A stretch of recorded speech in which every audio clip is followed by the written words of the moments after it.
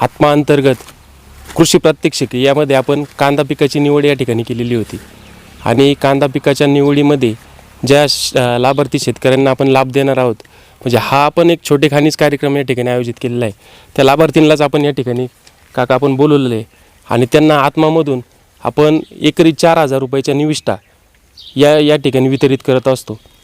तर या कृषी प्रात्यक्षिकेचा उद्देश असा असतो की आपण नाविन्यपूर्ण ज्या काही बाबी असतील किंवा आपले जे काही पिकं असतील, या पिकांना कृषी विभागामार्फत किंवा आत्माच्या मार्फत आपण जी टेक्नॉलॉजी या ठिकाणी वापरत नाही किंवा जी टेक्नॉलॉजी आपण वापरायला पाहिजे किंवा ज्यांना फोकस करायला पाहिजे, ते तंत्रज्ञान म्हणा, टेक्नॉलॉजी म्हणा, आपण या ठिकाणी त्याचं वाटप किंवा ते शेतकऱ्यांपर्यंत पोहोचवण्याचं काम आपण या ठिकाणी करतो आहे. या माध्यमातून आज आपल्याला कांदा पिकावर आमचे ज्येष्ठ सहकारी तसंच म्हणजे अभिमानाची गोष्ट आहे की ह्या वर्षीचा मला वाटतं सर 2020चा ना 2021चा महाराष्ट्र राज्यातला कृषी सेवारत्न पुरस्कार त्यांना राज्यस्तरावर प्राप्त झालेला आहे. त्याचं डिस्ट्रीब्युशन पण माननीय राज्यपालांच्या हस्ते अजून व्हायचं आहे.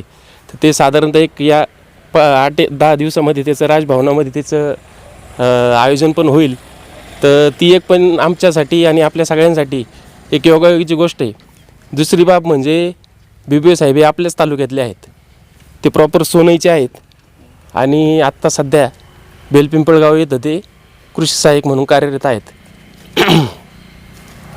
तर BBA साहेब आपल्याला या कांदा पिकावर डिटेल या ठिकाणी मार्गदर्शन करतीलच. तर या ठिकाणी आपण ह्या ज्या निविष्ठा देणार आहोत, तर त्याच्यामध्ये आपण सल्फर असेल किंवा स्टिकी ट्रॅप असतील, स्टिकी ट्रॅप आपण या ठिकाणी देतो आहे, जे मेजरली काही लोक वापरत असतील किंवा काहींनी वापरलेले पण नसतील किंवा आपण फक्त बघितलेले असतील. तर हे चिकट सापळे, त्याच्यामध्ये 2 प्रकारचे चिकट सापळे आहे. तर त्याच्याबद्दल सगळं माहिती हे आपल्याला BBA साहेब डिटेलमध्ये देतील. तर त्याबद्दल मी काही जास्त बोलत नाही, पण फक्त एवढंच आहे, या कार्यक्रमाच्या अनुषंगानं आपण जो प्रोग्राम या ठिकाणी घेतो आहे, तर त्या प्रोग्रामच्या एक थोडक्यात गोषवारा किंवा एक रूपरेषा मी तुम्हाला या ठिकाणी सांगितली. अजून एक आपले गेस्ट शरद भाऊ या ठिकाणी पण येत आहेत, शरद गरड, ते आत्ता सध्या ट्रॅव्हलिंगमध्ये आहे, ते पण येतील. आणि मी आता सरांना विनंती करतो की आपण कांदा पिकावर या ठिकाणी मार्गदर्शन करावं. धन्यवाद. नमस्कार शेतकरी मित्रांनो. याच्या आधी जवळपास 2 वेळा कोपटीमध्ये येण्याचा योग आला. मागच्या वर्षी आपलं जे सोयाबीनचा आपण प्रकल्प घेतला होता, त्या प्रकल्पासाठी पण या ठिकाणी आपल्या मंदिरामध्ये मार्गदर्शनासाठी आलो होतो, सर होते त्यावेळेस. आपला उद्देश एवढाच आहे की कृषी विभागाच्या माध्यमातून राज्यस्तरावर आपण जे शेतीशाळा म्हणून जे चालवतो, त्या शेतीशाळेच्या माध्यमातून गावातील प्रत्येक छोट्यातल्या छोट्या खेड्यापर्यंत ह्या योजना पोहोचल्या पाहिजे किंवा जे तंत्रज्ञान आहे विद्यापीठाचं ते तंत्रज्ञान पोहोचलं पाहिजे, म्हणून या ठिकाणी आपण पहिल्यापासून फोकस ठेवला. आणि ज्यावेळेस आपण एखादी योजना किंवा एखादं तंत्रज्ञान राबवतो, ते राबवत असताना आपण कशा पद्धतीने राबवलं गेलं पाहिजे, ही जे पीक प्रात्यक्षिकाचा कार्यक्रम आपल्याला आयर साहेबांच्या माध्यमातून आपण या ठिकाणी आत्मा अंतर्गत तालुका कृषी विभाग आत्मा अंतर्गत घेतलेला आहे. या प्रकल्पाचा उद्देश पहिल्यांदा आपल्या सगळ्यांना माहीत असलं पाहिजे. आपल्याला प्रत्येक घटकाचं महत्त्व त्याच्यात असलं पाहिजे की नुसती निविष्ठा वाटणं, नंतर त्या तुम्ही वापरणं किंवा पुढच्या पिकाला वापरणं म्हणजे प्रोग्राम नाही आहे. हा प्रोग्राम म्हणजे काय की त्या पिकाचं तंत्रज्ञान त्या गाव लेवलला त्या शेतकऱ्यापर्यंत 100% चांगल्या पद्धतीने गेलं पाहिजे.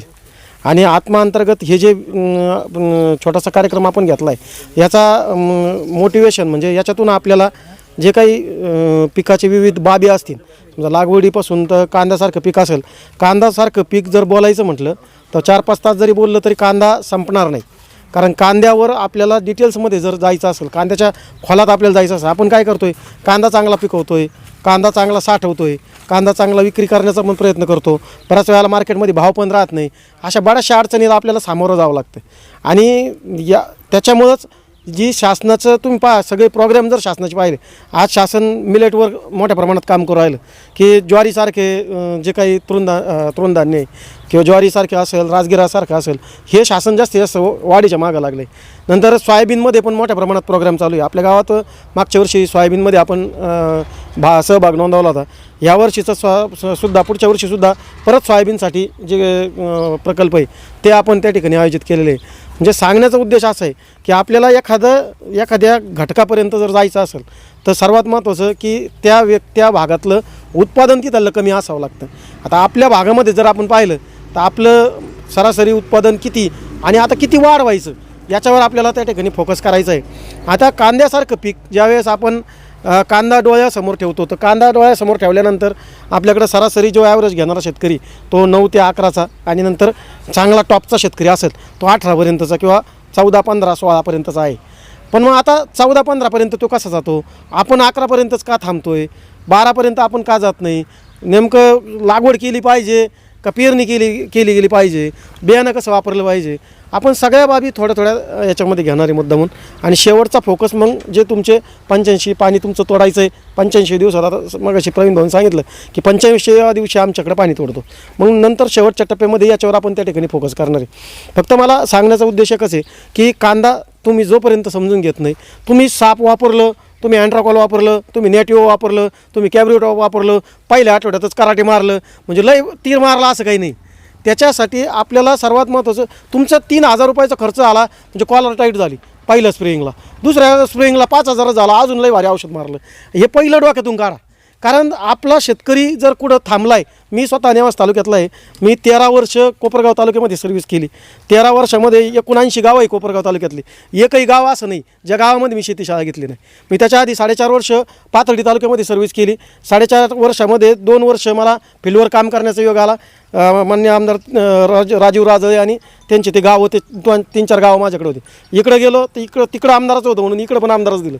म्हणून इकडं मायगाव, देशमुख, कुंभारी, हिंगणी, डाऊस, वडगाव, बख्तरपूर, चासनळी हे जवळपास 9 गावं जवळपास मी 13 वर्ष सांभाळले. आणि मला 2 वर्ष झालेत इथं बेलपिंपळगावला येऊन. बेलपिंपळगाव पट्ट्यामध्ये सुद्धा 6-7 गावं आहे. शिवाय मला याच्यातून एकच अपेक्षित आहे, मी हे यूट्यूब चॅनल आमचे गणेश भाऊ ते शेतकरी ते 3-4 एकर शेती करतात, ते त्यांचं स्वतःचं चॅनल आहे. आम्ही एकत्र का चालवतो तर आमचा उद्देश एवढाच आहे की शेतकऱ्यापर्यंत या गोष्टी गेल्या पाहिजे की त्याला कमी उत्पादन खर्च कसा कमी करायचा.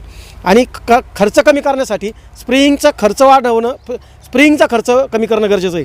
आपण महापीक अभियान पाहिलं, आपण कृषी सप्ताह कार्यक्रम पाहिला, त्याच्यानंतर उत्पादन वाढ योजना आपली पाहिली.